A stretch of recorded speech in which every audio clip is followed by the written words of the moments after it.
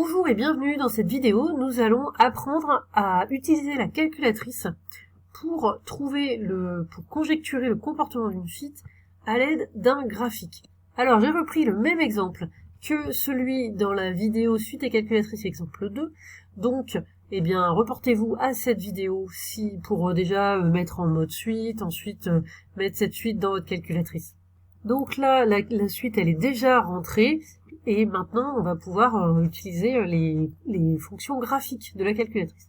Alors pour ça, c'est la fonction trace qu'on va utiliser. Alors quand on fait trace de cette façon, c'est simplement on a les valeurs de la suite qui sont notées ici. Mais là, c'est pas tout à fait ce qu'on veut nous. Donc on va d'abord aller dans format, seconde format ici, et on va choisir l'option toile.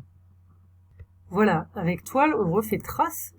Alors là, on a donc le curseur déjà avec la croix qui est positionné au premier terme, puisque le premier terme vaut 2, donc on est à 2 sur l'axe des abscisses, et puis on a deux droites qui ont été tracées. On a la droite y égale x, et on a la droite qui représente la fonction 0,9x plus 2. Alors là, on a un affichage qui n'est pas très intéressant pour la suite, il faut qu'on modifie la fenêtre. Donc on va dans la fenêtre, ça on peut garder un min max, par contre, les x, on va démarrer à 0 et on va aller jusqu'à 25. Et puis, pour les y, on va démarrer à 0 et on va aller jusqu'à 25 aussi. Et on va voir déjà ce que ça donne. Donc, allons-y. Alors là, c'est déjà nettement mieux puisque on a les deux droites, on voit l'intersection des deux droites et on a donc une vision bien meilleure. Maintenant, on peut démarrer. Donc, on a le curseur qui clignote. Et avec les flèches comme ça, on va avoir cette croix qui se déplace pour aller au terme suivant, c'est-à-dire là ça calcule V1 qui vaut donc 3,8 et donc qui va être ici. Ensuite avec la flèche ça reporte ici, on a le V1 qui va être en abscisse et ainsi de suite. Ça va nous faire un escalier, à chaque fois ça calcule les termes et donc on peut voir comment se comporte la suite. Alors qu'est-ce qui se passe? Déjà on peut voir que c'est croissant, ça augmente, cette suite elle est croissante. Et ensuite ce qu'on peut voir, alors évidemment on va voir de moins en moins bien, c'est sûr, mais on peut avoir l'idée en tout cas, que en fait ça va de plus en plus se rapprocher de la valeur qu'on a à l'intersection des deux droites. Et donc c'est ici qu'on aura une limite de la suite, donc quand on parle du comportement de la suite, c'est la limite. Et donc on peut donc conjecturer que la suite est croissante et va avoir une limite qui correspondra aux coordonnées du point d'intersection. Pour la calculatrice 82, alors déjà première chose, je vais retourner dans les suites que j'avais définies, j'avais laissé en UN la première suite définie.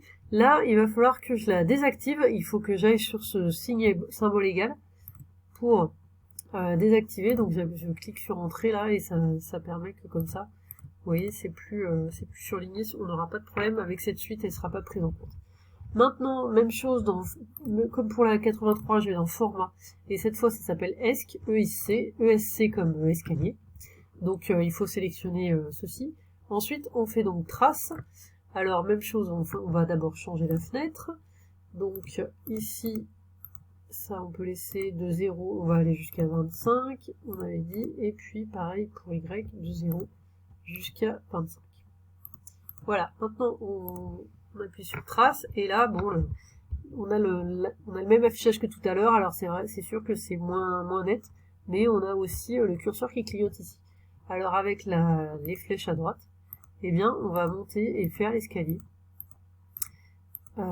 qui permet en fait de calculer au fur et à mesure les termes de la suite. Et même chose, on peut voir que en fait on ne va pas pouvoir la suite, on va jamais pouvoir dépasser les points là. Donc jamais pouvoir dépasser le point d'intersection, et donc c'est bien que, en tout cas on peut conjecturer que la suite elle est croissante, et que sa limite ça correspondra aux coordonnées du point d'intersection, et ça on pourra le démontrer plus tard.